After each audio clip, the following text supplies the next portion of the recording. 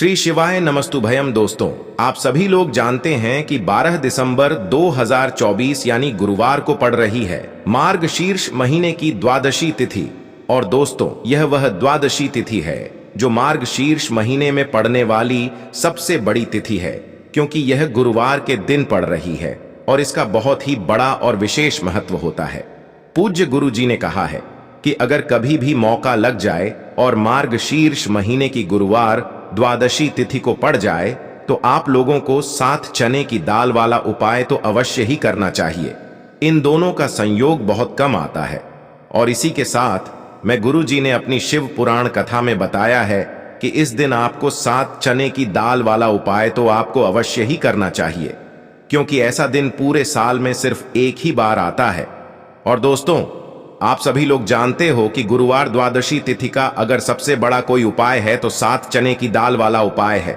तो दोस्तों, इस गुरुवार द्वादशी तिथि के दिन आप लोगों को इस 7 चने की दाल वाला उपाय को जरूर करना है।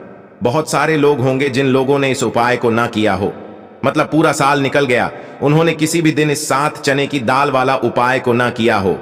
पर दोस्तों, आपके पास एक आखिरी मौका बचा हुआ है, जो कि 12 दिसंबर गुरुवार द्वादशी तिथि के दिन है।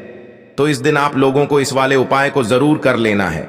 भले ही आपने पूरे महीने भर इस उपाय को ना किया हो, पर अगर आपने इस मार्गशीर्ष महीने के गुरुवार द्वादशी तिथि के दिन अगर इस वाले उपाय को कर लिया तो आपको इस उपाय को करने का वह फल मिलेगा जिसकी आपने कभी कल्पना भी नहीं करी होगी। इसीलिए आप लोग इस वाले उपाय को एक बार जरूर कर लेना है, ताकि आप लोगों के हाथ से यह मौका ना जा सके और आपको इस उपाय को करने का फल मिल सके।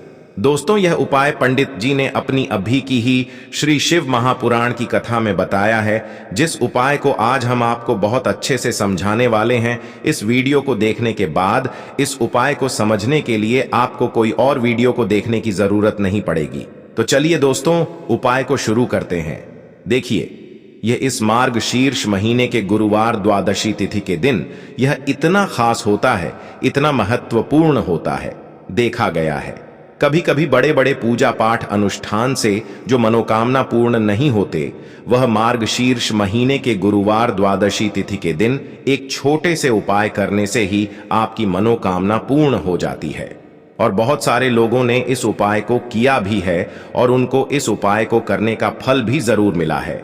अगर आप लोग भी इस उपाय को करना चाहते हैं तो आप इस उपाय को पहले अच्छे से समझ लेना, सुन लेना, उसके बाद करना। आपको इस उपाय का फल जरूर मिलेगा। और इस उपाय को कर लेने से आपके घर में चाहे किसी भी प्रकार की दुख और समस्या क्यों ना चल रही हो, आपको उसका कारण भी नहीं पता है कि भाई यह समस्या किस कारण से चल रही है। उसका कुछ भी कारण हो सकता है, जैसे पितृदोष हो सकता है या किसी भी तरह का मंगल दोष भी हो सकता है। तो इस दिन आप लोगों को यह वाला उपाय कर लेना है।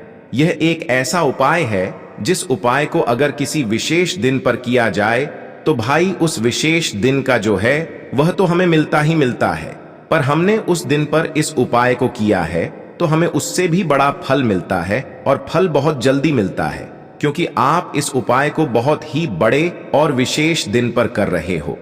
तो चलिए अब उपाय के बारे में बात करते हैं, लेकिन उससे पहले आप लोगों को यह जानना आवश्यक है कि आखिर यह उपाय किस समय करना है, किसको करना है और कैसे करना है। तो चलिए हम आगे आपको वीडियो में एक एक करके बता देते हैं। लेकिन उससे पहले अगर आप लोग हमारे चैनल पर पहली बार आए हैं या फिर मेरी आवाज आज पहली बार सुन रहे हैं तो हमारे चैनल को सब्सक्राइब जरूर कर लेना और इस वीडियो को लाइक करके कमेंट बॉक्स में श्री शिवाय नमस्तुभ्यम ओम नमः शिवाय जरूर टाइप कर देना। तो दोस्तों, इस 7 चने की दाल वाला उपाय को हमें इस गुरुवार द्वादशी तिथि के दिन कैसे करना है, किसको करना है, किस समय करना है और कहां पर करना है, ये सारे सवालों के जवाब आपको इस वीडियो में मिल जाएंगे। और जो ये वीडियो देखेगा भाई, उसको 7 चने की दाल वाला उपाय जरूर करना चाहिए, क्योंकि इस दिन एक चने की दाल का भी बहुत ही बड़ा और विशेष महत्व होता है। और जब बात आ जाए 7 चने की दाल वाला उपाय की, तो यह सोने पर सुहागा वाली बात हो जाती है और यह एक बहुत ही बड़ा उपाय हो जाता है इस गुरुवार द्वादशी तिथि का।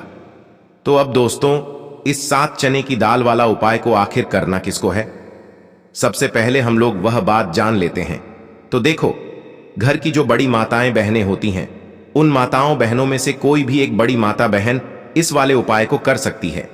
और दोस्तों, अगर आप चाहे तो अपने घर में से सभी सदस्यों को भी इस उपाय को करवा सकते हैं। अगर किसी व्यक्ति की खुद की कोई मनोकामना है, खुद की कोई दुख और परेशानी है जो कि वह अपने लिए ही करना चाहता है, इस वाले उपाय को तो वह खुद अपने लिए भी कर सकता है। बाकी अगर कोई घर में से ऐसा है जो कि अपने पूरे घर परिवार की सुख और शांति के लिए यह वाला उपाय करना चाहता है, तो भाई वह भी कर सकता है। उसमें भी कोई दिक्कत वाली बात नहीं है।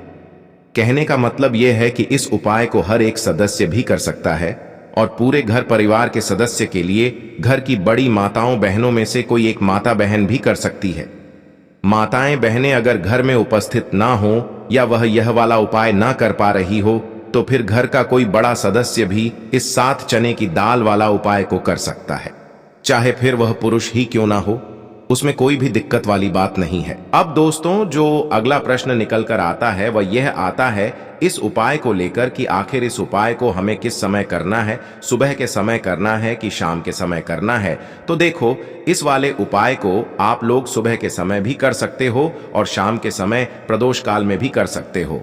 अब अगर आप पूछो कि भाई सबसे उत्तम समय कौन सा रहेगा इस 7 चने की दाल वाला उपाय को करने का, तो हम आपसे बस यही कहेंगे कि इस उपाय को आप सुबह के समय करेंगे तो ज्यादा बेहतर होगा।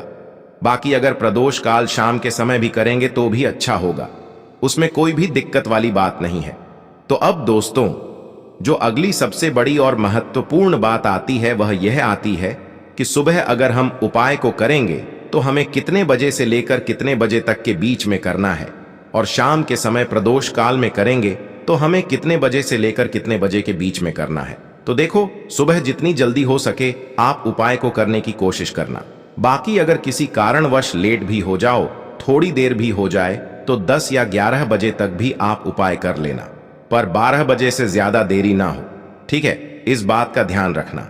उसके बाद में दोस्तों, अगर शाम के समय प्रदोष काल की बात करें, प्रदोष काल का जो समय होता है वो शाम के 6 बजे से शुरू हो जाता है। मतलब शाम के 6 बजे से लेकर 7 बजे के बीच का जो समय होता है, यह समय प्रदोष काल का समय होता है। तो आप इस उपाय को 7 या 8 बजे के बीच में भी कर सकते हो। मतलब शाम के 6 बजे से रात 8 बजे के बीच में आप कभी भी इस वाले उपाय को कर सकते हो, उसमें कोई भी दिक्कत वाली बात नहीं है। देखिए, गुरु बृहस्पति को मजबूत करने से हमें हमारे जीवन में सफलता की प्राप्ति होती है। यदि हमारा किसी भी प्रकार का कार्य अटक रहा है, परिपूर्ण ही नहीं हो पा रहा है, तो हमें अपने गुरु ग्रह को मजबूत करना बहुत अधिक आवश्यक होता है। देखिए, जब भी आपको ऐसा लगने लगे कि आपका जो जीवन है बहुत ही ज्यादा दुर्भाग्य के साथ बीत रहा है, आपके कोई भी कार्य सिद्ध नहीं हो पा रहे हैं, तो जीवन में दुर्भाग्य को सौभाग्य में बदलने के लिए आपको यह चमत्कारिक उपाय करने चाहिए। तो गुरुवार की जो यह द्वादशी तिथि है, आपके जीवन से सारे दुर्भाग्य को दूर करने वाली है।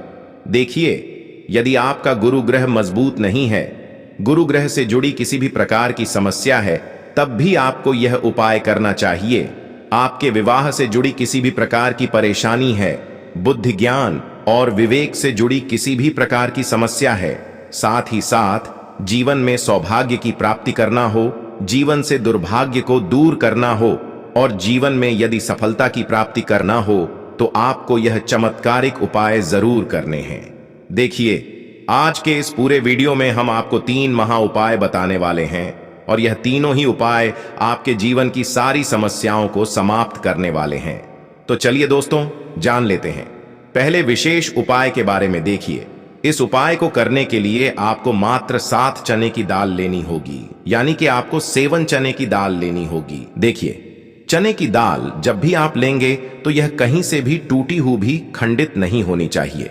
इस बात का आपको विशेषकर ध्यान रखना है। इसी के साथ में आपको एक तांबे के पात्र के अंदर शुद्ध जल लेना होगा और इसी के साथ में आपको एक स्टील की कटोरी लेनी होगी जिसमें आपको शुद्ध जल लेना है और इसी कटोरी के अंदर आपको 1 से 2 गुड़ के टुकड़े भी डाल देने हैं, यानी कि आपको गुड़ वाला जल तैयार कर लेना है। अब इन तीनों ही सामग्रियों को लेकर के आपको पहुंचना है भगवान शिव के मंदिर में। देखिए दोस्तों, यह जो उपाय है आप इस गुरुवार द्वादशी तिथि के दिन सुबह से लेकर के शाम तक किसी भी समय में कर सकते हैं। देखिए दोस्तों, सबसे पहले तो आपके पास जो 7 चने की दाल है, इसे आपको जो आपने गुड़ वाला जल तैयार किया है उसमें आपको डालनी है। देखिए, आप 7 चने की दाल भी ले सकते हैं, 11 चने की दाल भी ले सकते हैं, 21 भी ले सकते हैं, और यदि आप 41 चने की दाल लेते हैं तो बहुत ही शुभ होता है। तो आपके पास जितनी भी चने की दाल है, सबसे पहले तो आपको उसे गुड़ वाले जल के अंदर डाल देनी है।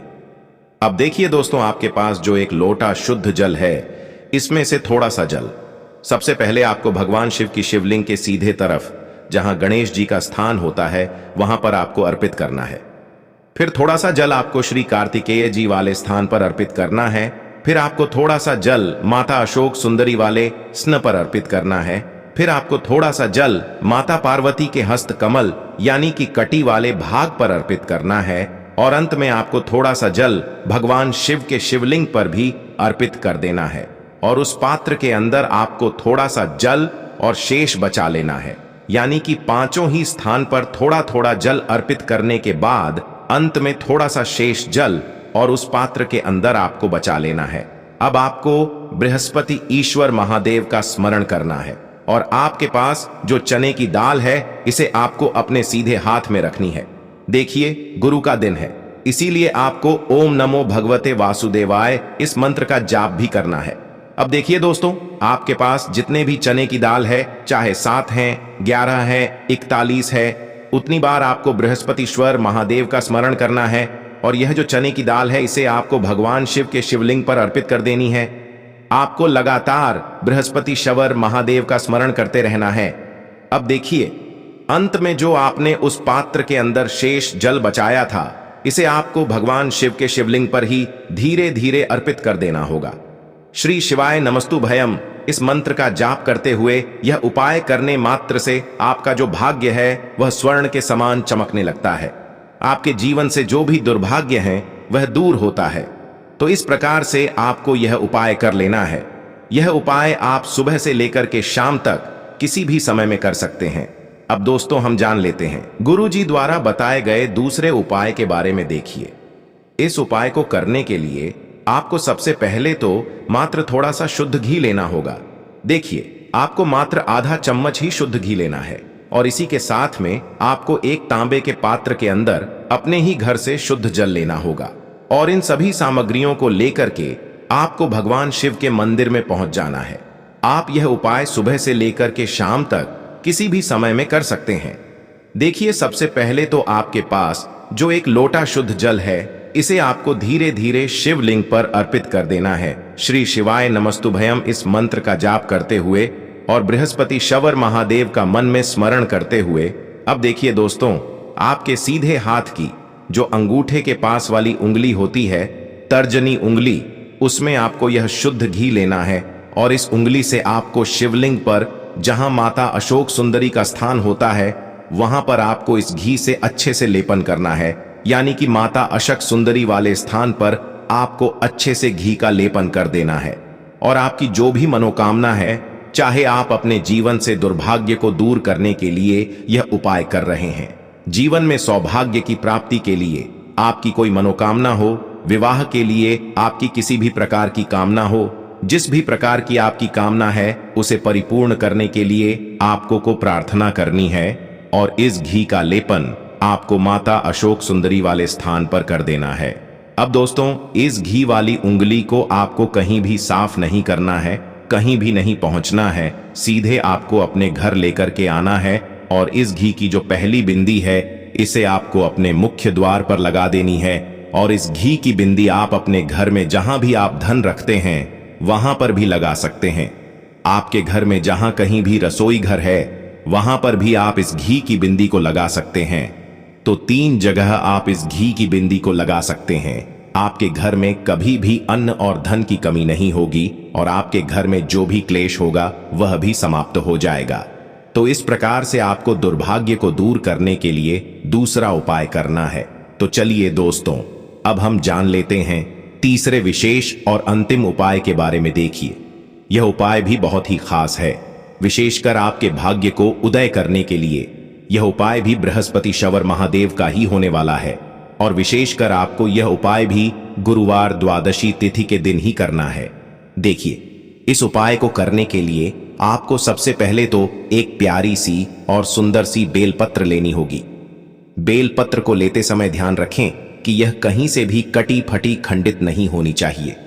यदि आपको बेलपत्र नहीं मिल पाती है तो आप शिवलिंग पर छड़ी हुई बेलपत्र को पुनः शुद्ध जल से धो करके उसका उपयोग कर सकते हैं। इसी के साथ में आपको एक तांबे के पात्र के अंदर शुद्ध जल लेना होगा और इसी के साथ में आपको आधा चम्मच या फिर उससे भी कम शहद लेना होगा। अब दोस्तों मात्र ये तीनों ही सामग्रियां लेकर के आपको पहुंचना है भगवान शिव के मंदिर में। देखिए, मंदिर पहुंच पाने के बाद आप सभी को पता है कि बेलपत्र में 3 पत्तियां होती हैं और बेलपत्र की जो ये तीनों पत्तियां जिस डंडी से जुड़ी हुई होती हैं, उस डंडी पर आपको अपने सीधे हाथ की चीटी उंगली के जो पास वाली उंगली होती है, नामिका उंगली, उससे एक बिंदी लगानी है। यानी कि तीनों पत्तियों को जोड़ने वाली जो डंडी है, केवल उसी पर आपको शहद लगानी है।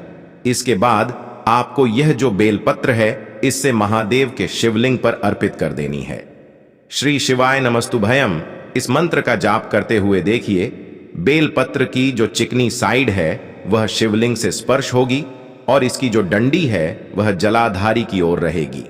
इस प्रकार से आपको यह बेलपत्री शिवलिंग पर अर्पित करनी है। अब दोस्तों, अंत में जो आपके पास एक लोटा शुद्ध जल है, इसे आपको धीरे धीरे शिवलिंग पर अर्पित करना है। श्री शिवाय नमस्तुभयम इस मंत्र का लगातार जाप करते हुए देखिए, ये जल आपको एक विशेष प्रकार से समर्पित करना है। यानी कि यह जल आपको 7 बार में समर्पित करना है। यानी कि थोड़ा सा जल आपको समर्पित करना है, फिर आपको थोड़ी देर रुकना है, फिर आपको थोड़ा सा जल समर्पित करना है, फिर आपको थोड़ा रुकना है। इस प्रकार से आपको थोड़ा थोड़ा जल 7 बार में शिवलिंग पर अर्घ करना है। इस प्रकार से आपको एक लोटे जल से ही यह जल समर्पित करना है, लेकिन आपको थोड़ा थोड़ा जल करके 7 बार में शिवलिंग पर यह जल अर्पित करना है और आपको लगातार बृहस्पतिश्वर महादेव का स्मरण करते रहना है। देखिए, जैसे ही ये जल शिवलिंग से होकर के जलाधारी की ओर बह करके आएगा तो इस जल को आपको अपने सीधे हाथ में लेना है और इस जल का छिड़काव आपको अपने पूरे शरीर पर कर लेना है। बृहस्पति शवर महादेव का मन में स्मरण करते हुए यह जो उपाय है आपके भाग्य का उदय करता है और आपके जीवन से दुर्भाग्य को दूर करता है। तो बहुत ही आसान सा उपाय है। इस उपाय को भी आप इस गुरुवार की द्वादशी तिथि पर करके जरूर देखना, आपको निश्चित ही लाभ होगा। तो दोस्तों, यह थे पूज्य गुरुजी द्वारा बताए गए कुछ बहुत ही खास उपाय। अगर आपको जानकारी अच्छी लगी हो तो वीडियो लाइक करिएगा। मिलते हैं फिर एक नए वीडियो के साथ। श्री शिवाय नमस्तुभयम।